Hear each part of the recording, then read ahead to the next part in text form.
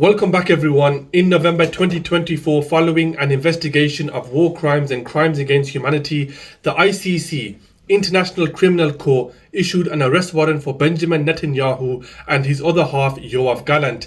Now, it's been almost 2 months since the arrest warrant was issued and things have gotten rather quiet. The US inauguration process has taken place and a ceasefire deal has been done. Since then, there's hardly been any mention about bringing these two criminals to justice. Let's start with a little clip from one of the ICC prosecutors discussing the level of involvement of Israel regarding any of the war crimes committed by the pair. There, as far as you know, been any genuine effort to look into the actions and acts of Benjamin Netanyahu or Yoav Gallant since the court affirmed your arrest warrant?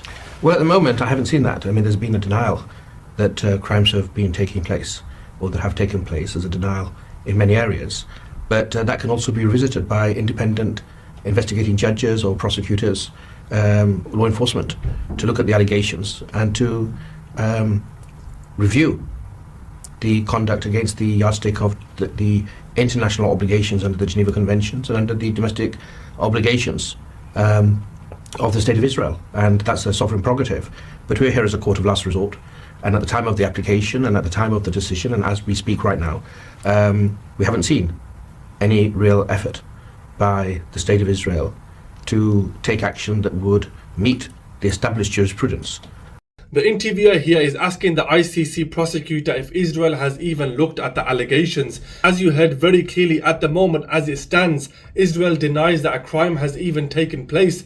Let me remind people of the severity of the crimes committed, not allegations. Why the arrest warrant was authorized in the first place. Number 1, collective punishment. Yoav Gallant announced a complete siege of Gaza, which involved cutting off essential supplies of gas, water and electricity to an entire population of people. Number 2, water access. Article 51 of the Berlin Rules on Water Resources bars combatants from removing water or water infrastructures to cause death or to force the movement of a population.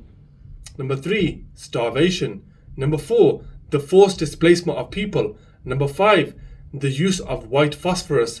Number 6, the indiscriminate attacks on hospitals and schools. Number 7, targeting of journalists, and I can go on and on and on. These are all to name a few.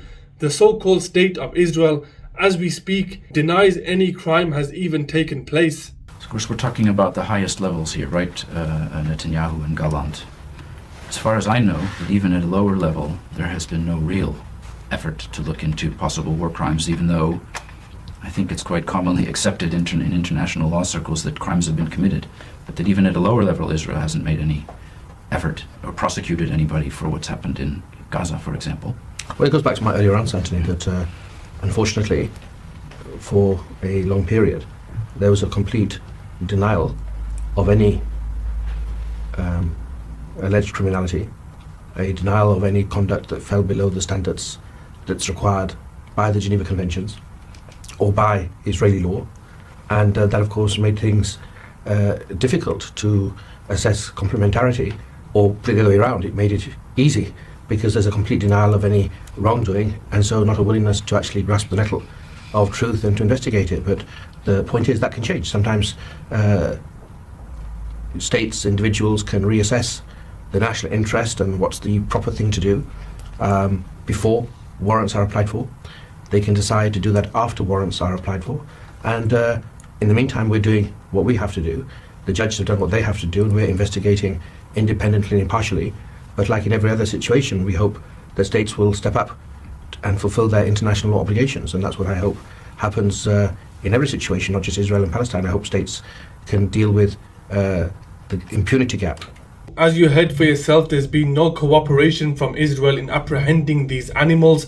In fact, a denial that a crime has even taken place. This video is a reminder to everyone that although the ceasefire deal has commenced, let's not forget that those who committed these horrific crimes are still out there and living life as if nothing had happened. These people need to be brought to justice. Thanks for watching, and I hope you enjoyed the video. Support me by liking and subscribing, and I'll see you on my next video. Peace out.